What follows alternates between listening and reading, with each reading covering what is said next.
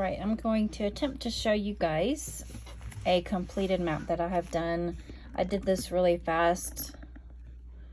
Although it was still 7 hours, I felt like that was really fast because I did it pretty much in one sitting, and I don't recommend that, but that's what I had to do to prepare for you guys.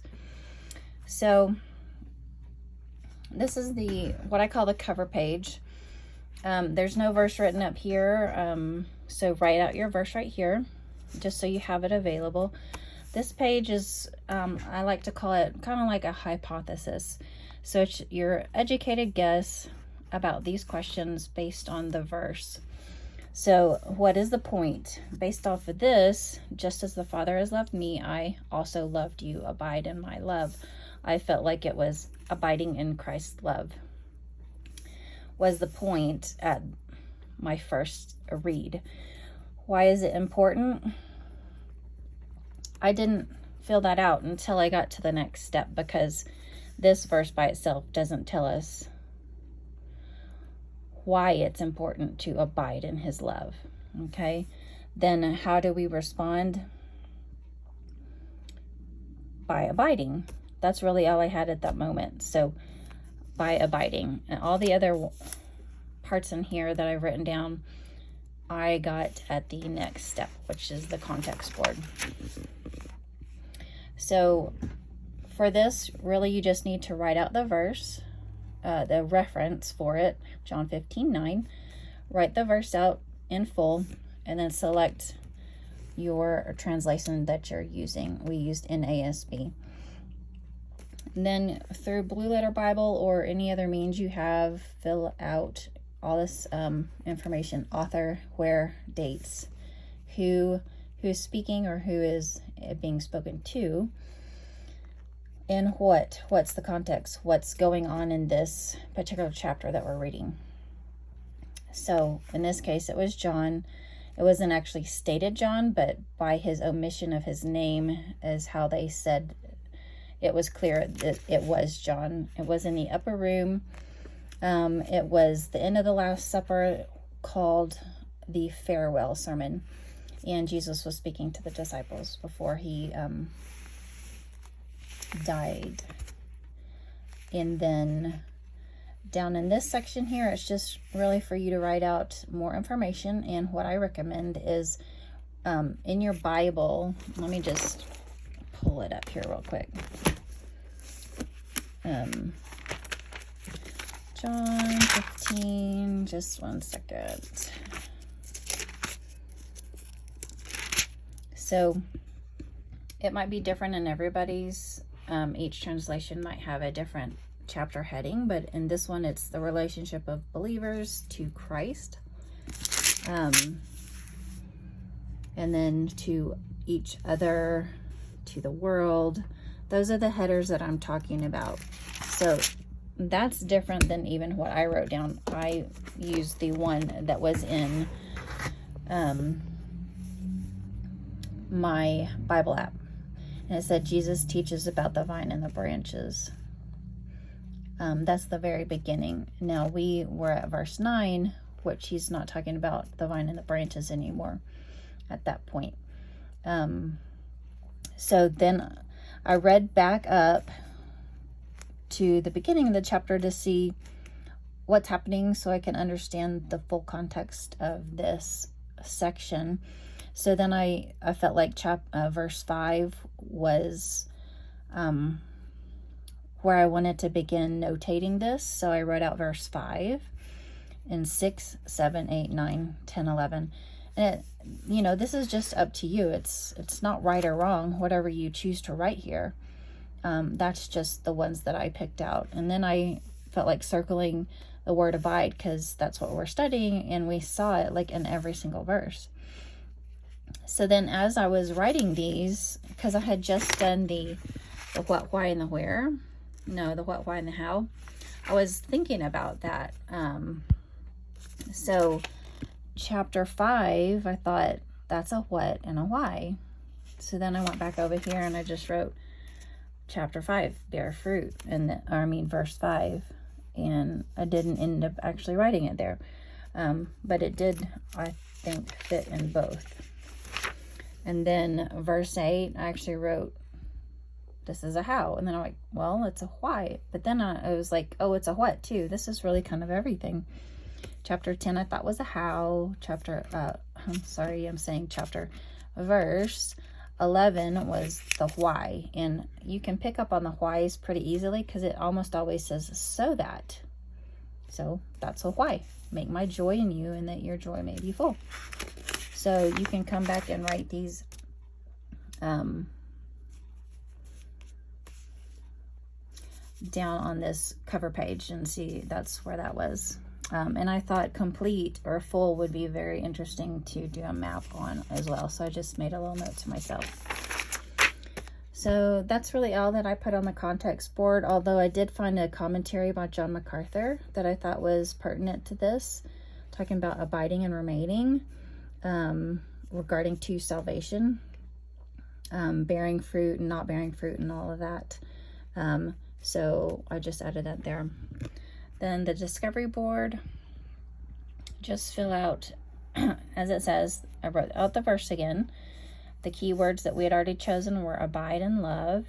And as we discussed, the love was not as much of a focus, but abiding, the action to show the love, was the most important. So abide ended up being the focus. I also did in.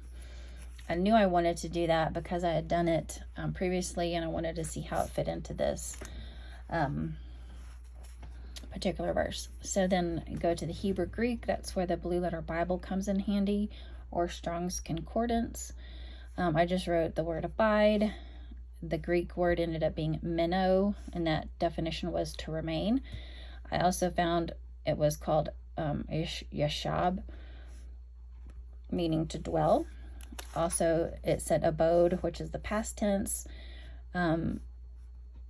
It's written in the Bible as abide, but it's used as a past tense, meaning abode. So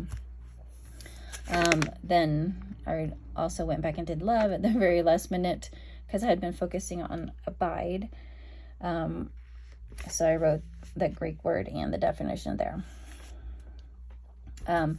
So then these, you're getting, remain now is a synonym to abide. Dwell is a synonym to abide. So now I'm coming down here and starting to fill out this list of different words that mean abide.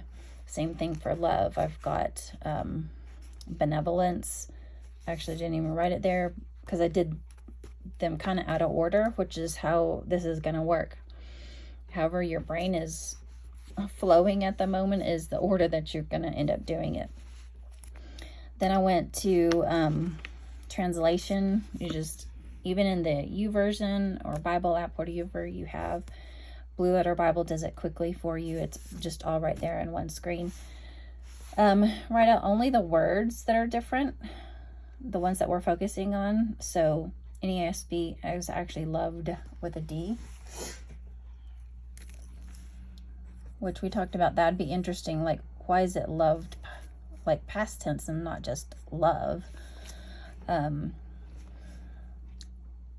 So that was loved and abide. Those are the two words. And in King James, it was loved and continue ye. And then NIV, love, remain. So that is what was up here in the Hebrew Greek, remain.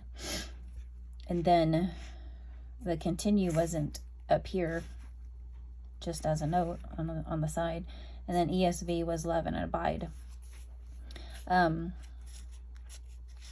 So now from these, if you find different words, then you can put them over here in your word list. So continue would be added.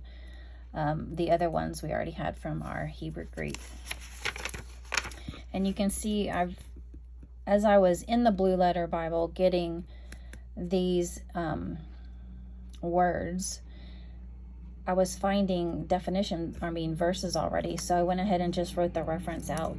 And then instead of going to definition first, I started writing. I got that out of order. Started writing out the different verses that I was finding. So these were the ones up here that I had gotten from over here in this section. I started writing those down. And then I continued with my verses. And then I got sidetracked and I went over here and I started writing out verses, and then the definition. I ended up doing that on the back. I didn't really do it in any order at all, I don't feel like, this time. But, well, that's just how this flows. You know, however your brain's flowing at the moment is the best way to do it. So just go with the flow.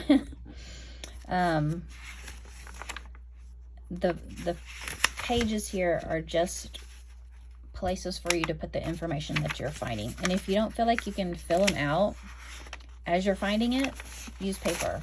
That's what I ended up. I had 2 pages, a front and a back on Abide. I had 1, 2 on Love, and this one was Love and Abide at the same time because it was Abide in Love. I found some neat commentary information that I wanted to write out, and then here's my synonyms for love, which I ended up then going back and filling out in this section on the discovery board, just so I would have the information there.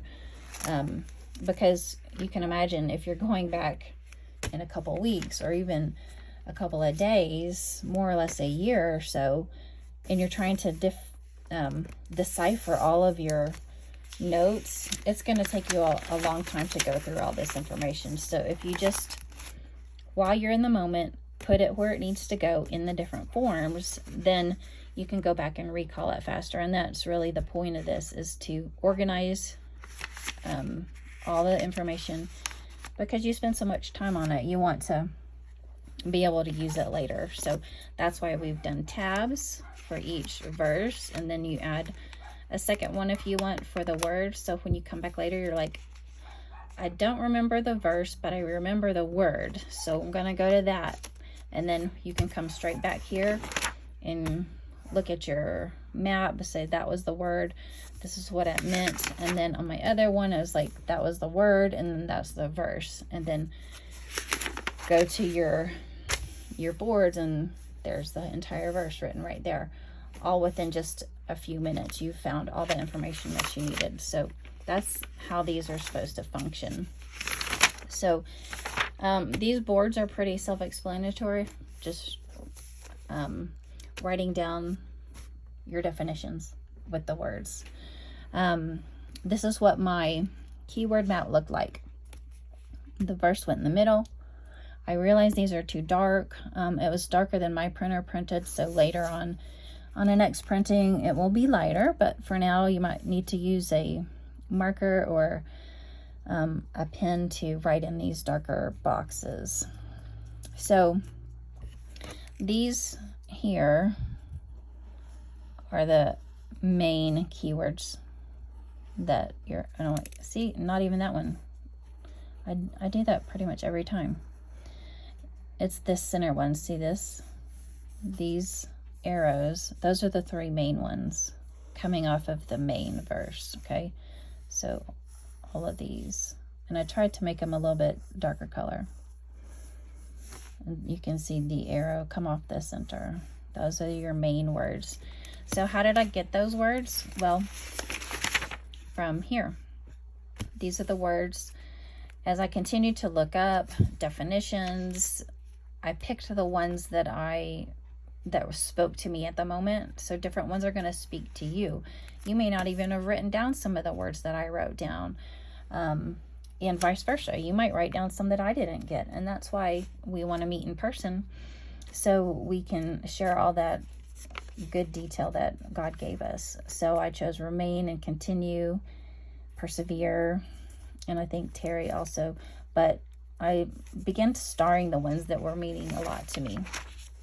So bear, like I shared, I really loved that. I got a lot of information out of that. Remain and persevere. So once I picked those, so now I've got all these other words and definitions. I just need to organize these. Like, they all start to mean the same thing because they're all synonyms of our main words, right? So all this map here is doing is putting them in an organized manner, combining them all together. So that That's where the line goes. You can even, I've done before where I colored it. In each section, I circled it in a different color so I could really differentiate what went with what. So these over here ended up going kind of together, and then same with these. But this is really the line right here in between those. So those are the 3 sections on each side. Because we were focusing on 2 words, even though not everybody did that, I needed to be prepared to share both words. So I just split my map down the middle and did abide on one side, love on one side. So I have 3 main words for 1, 2, 3 main words for abide, and 1, 2, 3 main words for love. And then, like I said, take all those other words that you have from your definition board and your synonym board and just start deciding which okay, I've got remain was my main word. So just going down the line, dwell. Where does dwell go? I've got bear, remain, and persevere. Dwell would be more along remain.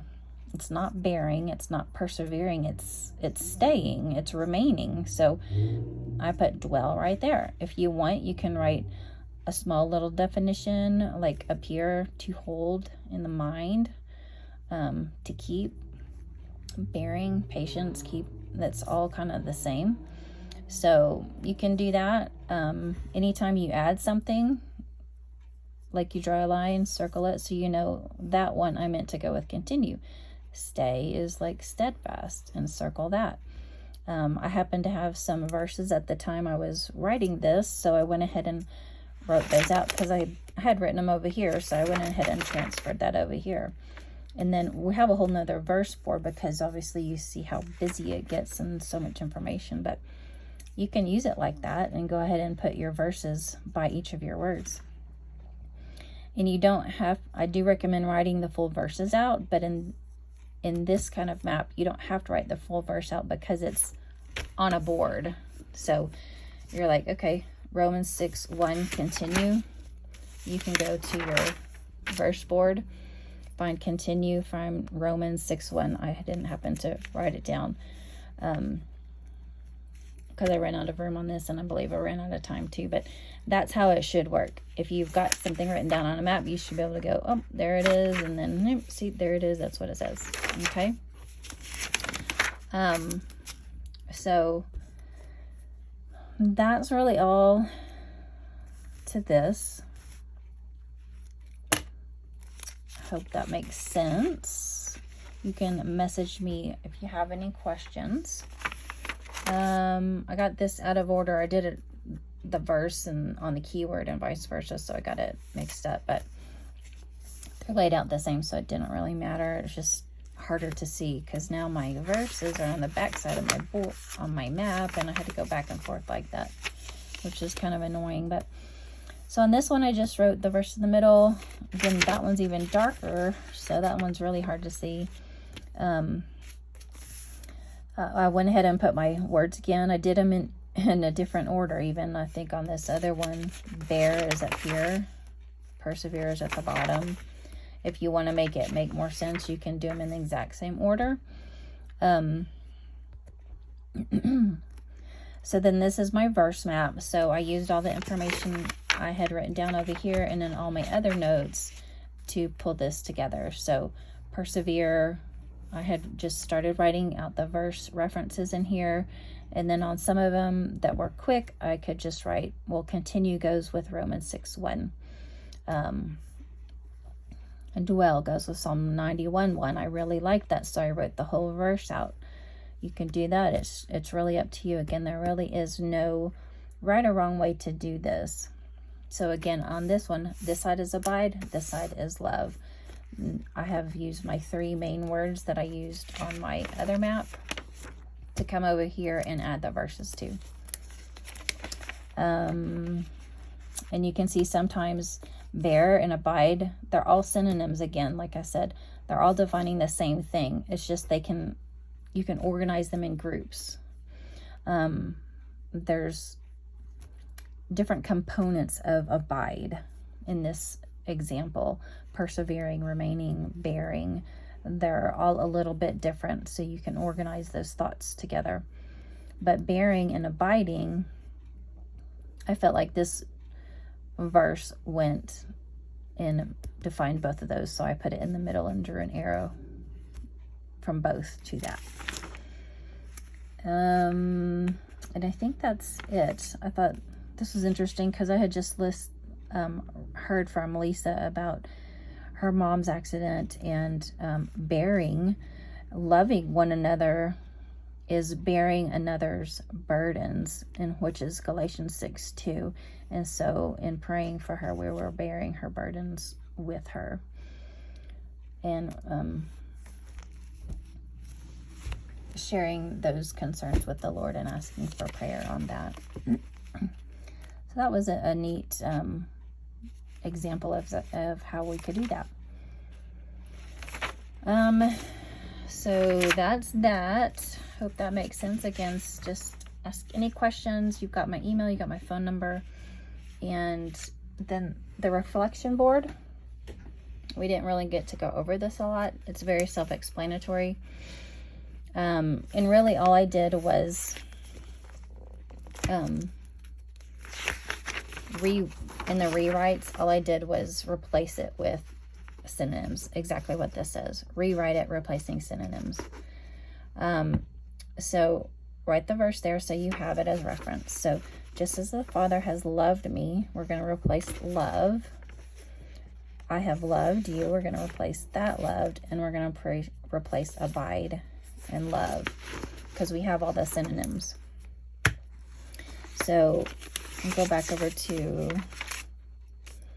this synonym list, and basically using this list to choose words that I want to replace. And you can also look at your, not the verse one.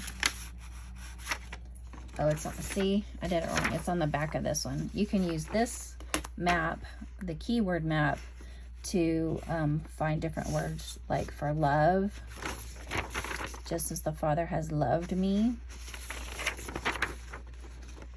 I looked at this to find words that I felt like fit that the best, and so I chose from here dwell. Just as the Father dwells in me, I have loved you. I adore you.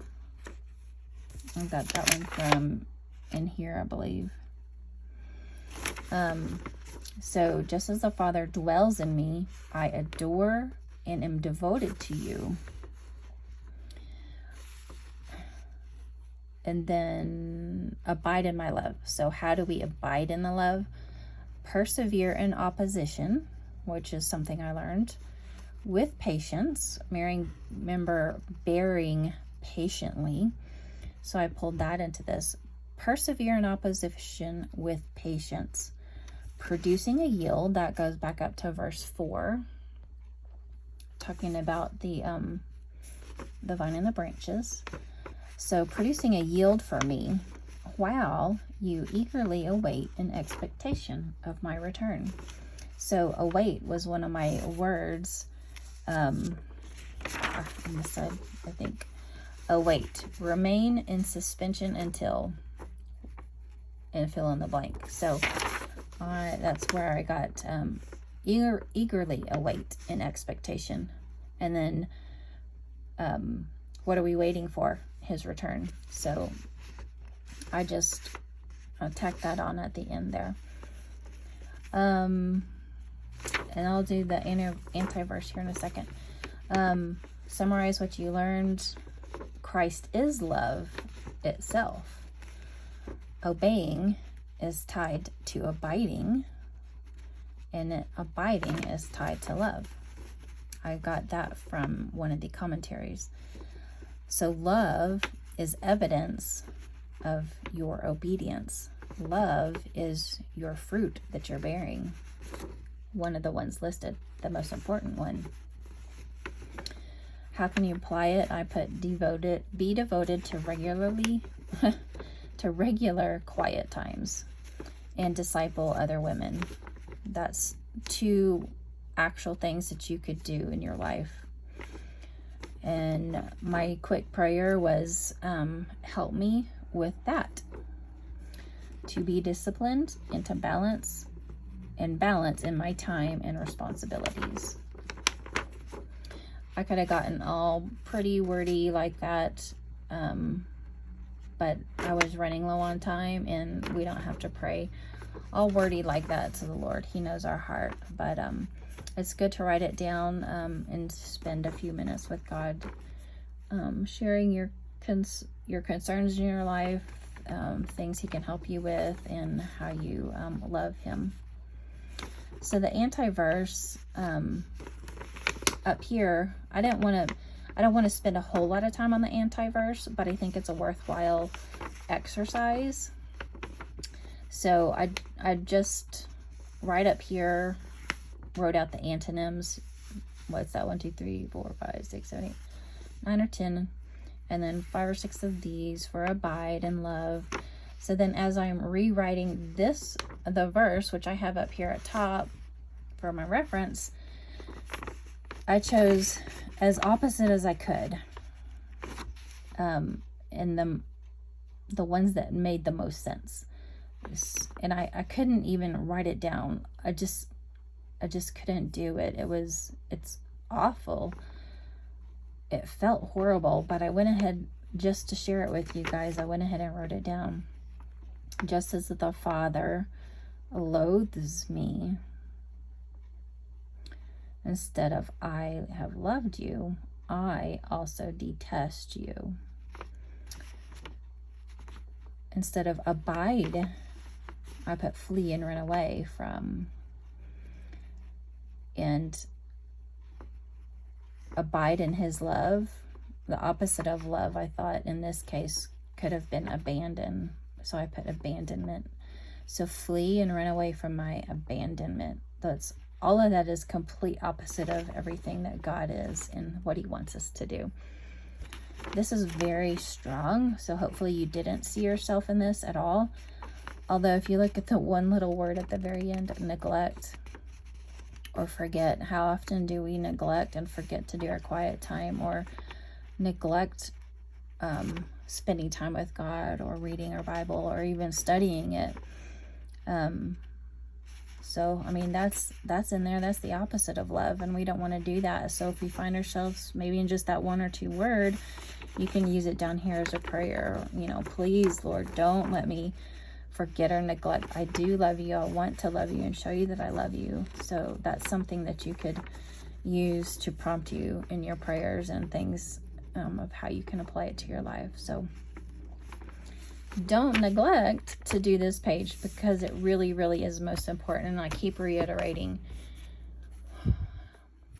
don't get caught up in just the scholarly part of this, the learning, the getting into definitions and stuff like that. I'd rather you spend a lot of time in the verses and finding verses than in the definitions, but we still need to know the information so we can understand more completely. Just remember, the whole point is to learn about God and to further your relationship with him. That's the most important thing in this world. So just keep those priorities straight and make sure to fill this page out. So that's pretty much it. I hope that was helpful. If you still have questions, please don't hesitate to message me. Call me, let's go for a coffee, whatever you want to do. I'm happy to work one-on-one with you. Just don't sit there and be confused and frustrated. I want you to keep coming back, and I want to get to the part where we get to talk to each other about what we learned, because everybody's going to get something a little bit different. So I hope that eventually we'll get there, but I don't want to neglect the teaching of how to do it. So you'll be able to take this beyond this class. It's not just about this class. It's about a tool to help you for the rest of your life as you're studying the Bible. So I'm looking forward to see you guys on next Wednesday.